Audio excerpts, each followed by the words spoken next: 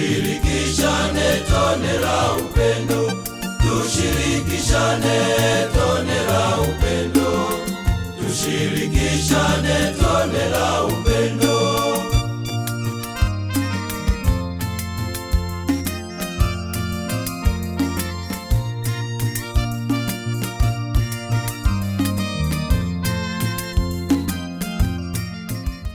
Tushirikishane tone la upendo. Ndugu wapendwa, karibuni tusikilize neno la Mungu na tafakari ya Jumapili ya 11 ya mwaka A wa Kanisa. Masomo yetu ya leo yanatafakarisha juu ya wito na utume. Hivi leo tuombe neema ya kuitika wito wa kumtumikia Mungu na wenzetu. Somo letu la kwanza natoka kitabu cha Kutoka sura ya 19 ya pili hadi ya 6. Waisraeli walipokuwa wameondoka Refidimu na kufika jangwa la Sinai, wakatua katika lile jangwa. Israeli wakapiga kambi huko wakiukabili mlima. Musa akapanda kwa Mungu na Bwana akamwita toka mlima ule akisema, utawaambia nyumba ya Yakobo na kuarifu nyumba ya Israeli maneno haya. Mmeona jinsi nilivyowatendea Wamisri na jinsi nilivyowachukua ninyi juu ya mbawa za tai, nikawaleta ninyi kwangu mimi. Sasa basi, ikiwa mtaitii sauti yangu kweli kweli na kulishika agano langu, hapo ndipo mtakapokuwa tunu kwangu kuliko makabila yote ya watu, maana dunia yote pia ni mali yangu. Nanyi mtakuwa kwangu ufalme wa makuhani na taifa takatifu. Neno la Bwana. Tumshukuru Mungu. Na somo letu la pili ni waraka wa Mtume Paulo kwa Warumi sura ya 5 aya ya 6 hadi ya 11. Wapendwa, hapo tulipokuwa hatuna nguvu, wakati ulipotimia, Kristo alikufa kwa ajili ya waovu. Kwa kuwa ni shida mtu kufa kwa ajili ya mtu mwenye haki, lakini yawezekana mtu kuthubutu kufa kwa ajili ya mtu aliye mwema. Bali Mungu aonyesha pendo lake yeye mwenyewe kwetu sisi, kwa kuwa Kristo alikufa kwa ajili yetu tulipokuwa tungali wenye dhambi. Basi zaidi sana, tukiisha kuhesabiwa haki katika damu yake, tutaokolewa na ghadhabu kwa yeye. Kwa maana ikiwa tulipokuwa adui, tulipatanishwa na Mungu kwa mauti ya mwana wake, zaidi sana baada ya kupatanishwa tutaokolewa katika uzima wake. Wala si hivyo tu, ila pia twajifurahisha katika Mungu kwa Bwana wetu Yesu Kristo, ambaye kwa yeye sasa tumeupokea huo upatanisho. Neno la Bwana. Tumshukuru Mungu. Na somo letu la Injili natoka katika Injili ya Mathayo. Tusikilize somo la Injili. Bwana awe nanyi na awe rohoni mwako. Somo la Injili takatifu lilivyoandikwa na Mathayo.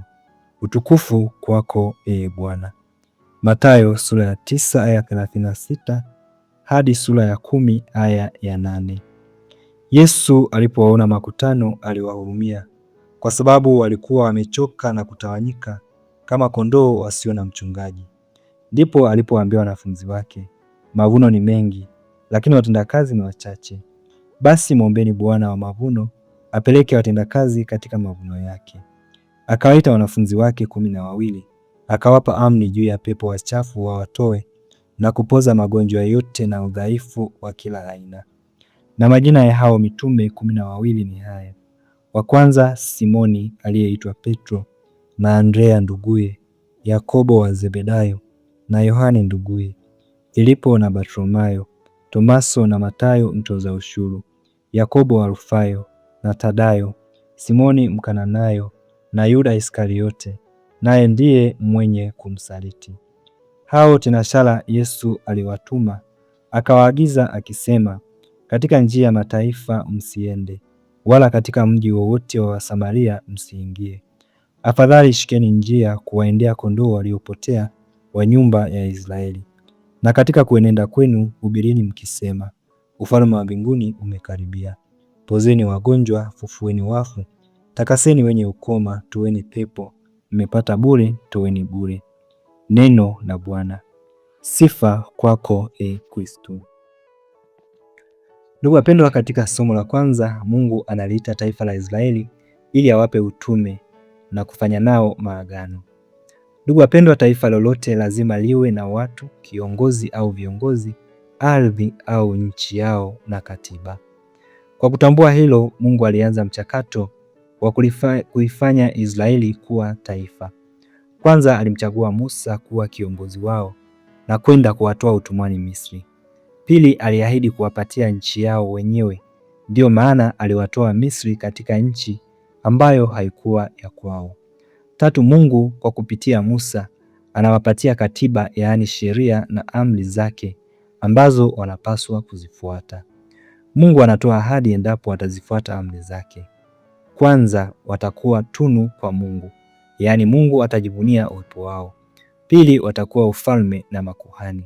Na tatu, watakuwa taifa teule.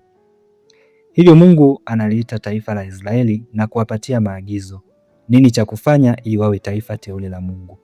Nasi daima Mungu anatuita na kutupatia maagizo, nini cha kufanya ili tuwe watoto wake wapendwa na wateule wa ufalme wa Mungu. Ndugu wapendwa, katika somo la Injili Yesu Kristo anawaita mitume na kuwapatia utume.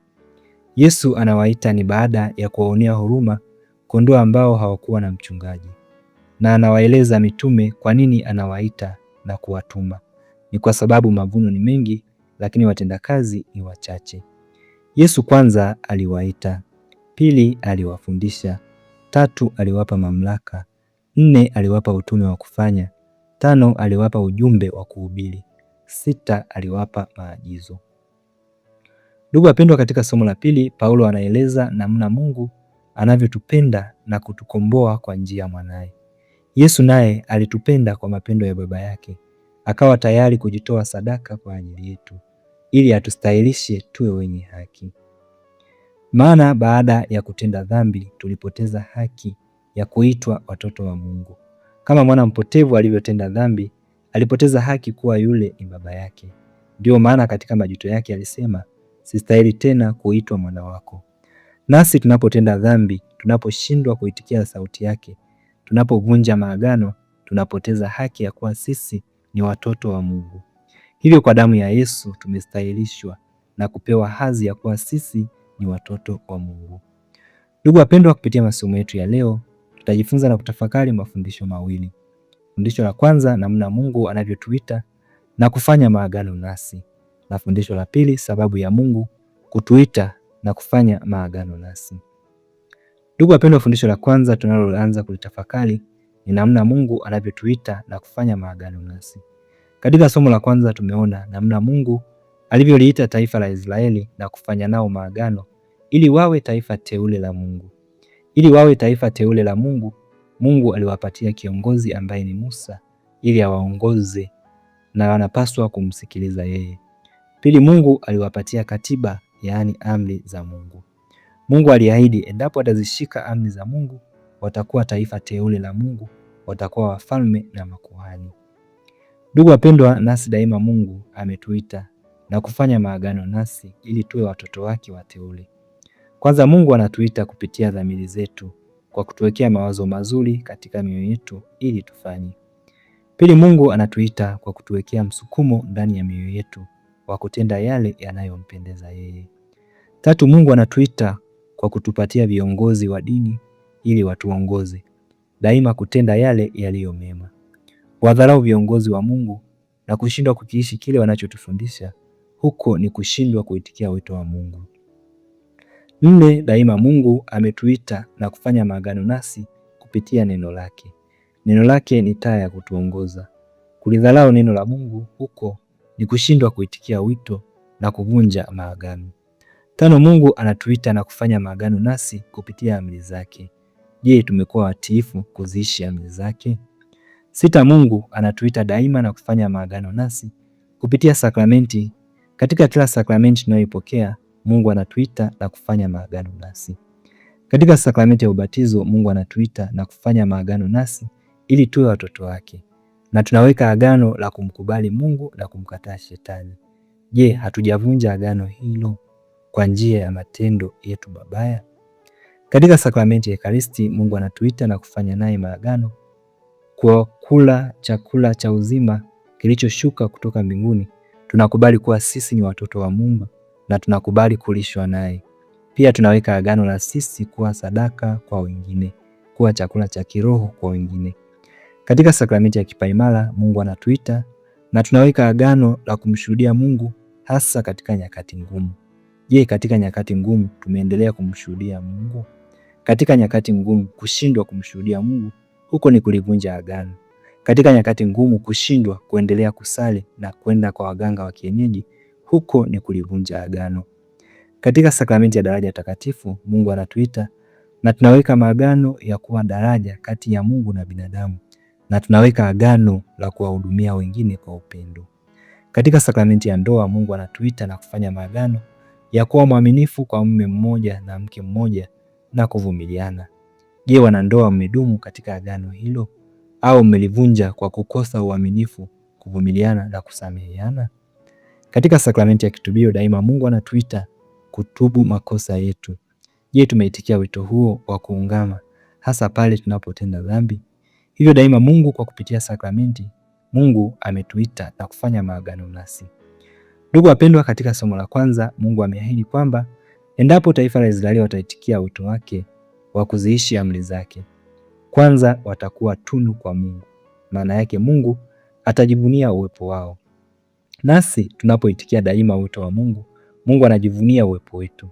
Unaposali, unapokuwa na upendo na huruma kwa wengine, unapotimiza majukumu yako, unapovumilia magumu na changamoto kwa ajili ya Mungu na watu wake, Mungu anajivunia uwepo wako kama alivyojivunia uwepo wa Ayubu. Pili, Mungu anawaahidia ya kwamba watakuwa ufalme na makuhani. Maana yake watashiriki utume wa Mungu mwenyewe, watakuwa viongozi wa wengine. Nasi tunapoitikia wito wa Mungu, Mungu anatushirikisha utume wake mwenyewe na tunakuwa viongozi wa wengine. Tatu, Mungu anawaahidia kuwa watakuwa taifa teule. Nasi tunapoitikia wito wa kumtumikia Mungu, tunakuwa watoto wake wapendwa na wateule katika ufalme wa Mungu. Hivyo ndugu wapendwa, daima Mungu anatuita na anafanya maagano nasi ili tuwe watoto wake wateule. Kushindwa kuitikia sauti ya Mungu na kuvunja maagano, huko ni kukataa kuwa mtoto mteule wa Mungu. Katika somo la Injili tumesikia Yesu anawaita wanafunzi wake ili awapatie utume, nao walikubali wito huo na waliufanya kwa uaminifu mkubwa. Ndio maana wamekuwa watakatifu. Ndugu wapendwa, fundisho la pili tunalotafakari ni sababu za Mungu kutuita na kufanya maagano nasi. Sababu ya kwanza ni utakatifu. Sote tunaitwa na Mungu ili tuwe watakatifu kama yeye alivyo mtakatifu. Mungu anatuwekea mawazo mazuri katika mioyo yetu ili tuwe watakatifu. Mungu anatuwekea msukumo ndani ya mioyo yetu wa kutenda mema ili tuwe watakatifu. Kanisa lipo kwa ajili yetu ili tuwe watakatifu. Sakramenti zipo kwa ajili yetu ili tuwe watakatifu. Mungu anatuita tupokee sakramenti ili tuwe watakatifu. Visakramenti vipo kwa ajili yetu ili tuwe watakatifu. Watumishi wa Mungu wapo kwa ajili yetu ili tuwe watakatifu. Neno la Mungu lipo kwa ajili yetu ili tuwe watakatifu. Amri za Mungu zipo kwa ajili yetu ili tuwe watakatifu. Maagano tunayaweka ili tuwe watakatifu. Hivyo sababu ya kwanza ni kwamba Mungu anatuita ili tuwe watakatifu. Na Mungu anawaita wadhambi ili wawe watakatifu. Yesu hakuwaita mitume wakamilifu, aliwaita wakiwa katika hali ya dhambi ili wawe watakatifu. Na kweli mitume ambao waliitwa wakiwa wadhambi na sasa ni watakatifu. Sababu ya pili ya Mungu anatuita ili atufundishe. Mungu aliliita taifa la Israeli na kuwapatia kiongozi ili awafundishe. Mungu aliliita taifa la Israeli na kuwapatia kiongozi ili awafundishe. Yesu aliwaita mitume ili awafundishe na aliwafundisha kwa muda wa kutosha ili nao waende kuwafundisha wengine. Wasingefundishwa na Yesu, je, wangeenda kuwafundisha nini watu wengine? Katika Agano Jipya, Yesu aliwaita watu na kuwafundisha. Sababu ya tatu ya kuitwa ili tupewe mamlaka. Yesu baada ya kuwaita na kuwafundisha aliwapatia mamlaka, nguvu na uwezo wa kufundisha, kutoa pepo, kutakasa na kuponya. Ndio maana wanaotaka kuwa mapadre baada ya kuitwa watafundishwa kwa muda wa kutosha, baadaye watapandishwa katika daraja la upadre. Padre anapewa mamlaka ya kufundisha, kutakasa, kuponya roho za watu. Nasi kwa njia ya sakramenti ya ubatizo tunapewa mamlaka ya kinabii, kikuhani na kifalme. Sababu ya 4 ya kuitwa ni utume. Mungu baada ya kumuita Musa alimpatia utume wa kufanya. Katika somo la Injili, Yesu baada ya kuwaita, kuwafundisha na kuwapatia mamlaka, aliwapatia utume wa kufanya. Utume aliokuwa anaufanya yeye mwenyewe, utume ambao alikuwa anaufanya Yesu mwenyewe, tunauweka katika maneno matatu: unabii, ukuhani na ufalme. Yaani kufundisha, kuhubiri, kutoa matumaini kwa watu wasio na matumaini, kutakasa, kutoa pepo, kufanya miujiza, kuwaonesha watu njia iendayo mbinguni. Hiyo majukumu hayo yote Yesu aliwapatia mitume. Ndio maana mtu akishapadilishwa anapewa utume wa kufanya. Nasi katika sakramenti ya ubatizo tumepewa majukumu hayo matatu. Yaani kazi alizokuwa anazifanya Yesu mwenyewe, Yesu ametushirikisha utume wake kwa sababu sisi ni watoto wateule wa Mungu. Hivyo tunapaswa kutekeleza kwa uaminifu. Sababu ya 5 ya Mungu kutuita ili atupatie ujumbe wa kuhubiri. Mungu aliyomuita Musa alimpatia ujumbe ili akawaambie taifa la Israeli. Katika somo la Injili, Yesu baada ya kuwaita, kuwafundisha, kuwapa mamlaka na utume, Yesu aliwapatia ujumbe wa kwenda kuhubiri akiwaambia, na katika kuenenda kwenu hubirini mkisema, ufalme wa mbinguni umekaribia. Hivyo Mungu humuita mtu na kumpatia ujumbe wa kuhubiri. Ni kama baba au mama katika familia, akimuita mtoto wake ili amtume, atampatia ujumbe wa kwenda kusema kule aendako. Na kama anamtuma dukani kununua kitu, atamwezesha, atampatia fedha. Hivyo ndivyo alivyo Mungu wetu. Mungu akimuita mtu anampatia na ujumbe wa kwenda kusema kule alikomtuma, kwani anajua mioyo ya hao watu, anajua ni maneno gani yatawabadilisha. Tukiwa katika shida, anajua ni maneno gani yatatupatia faraja. Mungu anamwezesha kwa kila kitu katika ule utume anaoenda kufanya. Hivyo watumishi wa Mungu hawapaswi kunena yale wanayojisikia wao. Daima wanapaswa kumshirikisha Mungu. Daima kabla hawajafanya jambo lolote, kabla ya kuwahubiria watu, wanapaswa kumshirikisha Mungu. Sababu ya 6 ya Mungu kutuita ili atupatie maagizo. Katika somo la kwanza, Mungu aliliita taifa la Israeli na kuwapatia maagizo, namna ya kuishi kupitia busa. Katika somo la Injili, Yesu aliwaita wanafunzi wake na kuwapatia maagizo. Kwanza aliwapa maagizo ya kusali, kumwomba Mungu aongeze watendakazi katika shamba lake, kwani mavuno ni mengi lakini watendakazi ni wachache. Injili ya Mathayo sura ya 9 aya 38. Ndugu wapendwa, agizo hili ni la Yesu mwenyewe na linaelekezwa kwa kila Mkristo. Hiyo daima tunapaswa kusali kwa ajili hiyo, pasipo kupuuzia agizo la Yesu. Sababu ya kuombea miito ni kwamba watumishi wa Mungu ni wachache sana na Wakristo wanaohitaji huduma yao hiyo ni wengi. Pili, aliwaambia wasienende katika njia ya mataifa. Mtumishi wa Mungu hapaswi kufanana na mtu wa mataifa katika kunena na kutenda. Mtumishi wa Mungu anapaswa kujitahidi kudumu katika kutenda mema. Tatu, aliwapa maagizo wawaendee kondoo waliopotea. Maana yake wakaokoe roho za watu wanaoangamia, wakaokoe wa dhambi, wakaokoe wazinzi, wakaokoe walevi, wakaokoe ambao bado hawajabatizwa, wakaokoe wasioenda kanisani, wakaokoe wasiopokea masakramenti. Huu utume tumepewa sote kwa njia ya sakramenti ya ubatizo. 4, Yesu aliwaambia wamepata bure watoe bure. Injili ya Mathayo sura ya 10 aya ya 8. Maana yake katika utume wao watangulize upendo zaidi kuliko malipo. Yesu alimaanisha huduma, vipaji vya kuhubiri, kutakasa na kuponya wamepewa bure, nao waende wakahudumie watu bure bila malipo. Mtumishi wa Mungu anayetanguliza malipo zaidi kuliko upendo, huyu hajatumwa na Mungu, bali yupo kwa maslahi yake binafsi. Mtumishi wa Mungu wa kweli atafuata agizo la Kristo kwamba mmepata bure, toeni bure.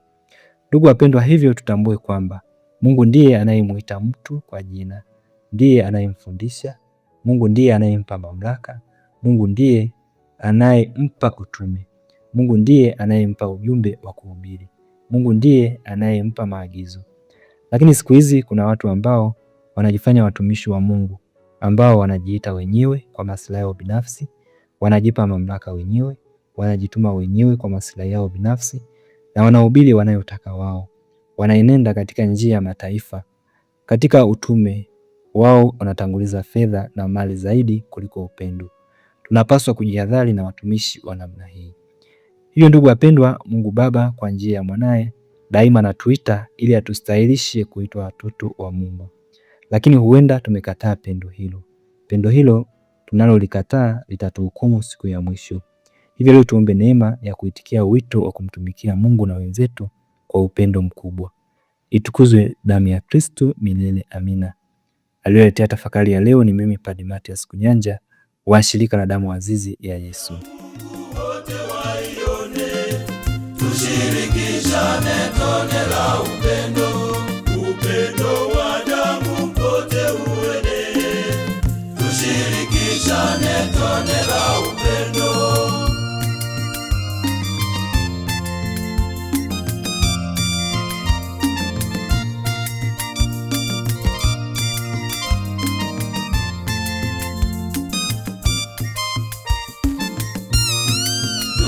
Tushirikishane tone la upendo, tushirikishane tone la upendo, tushirikishane tone la upendo, tushirikishane tone la upendo.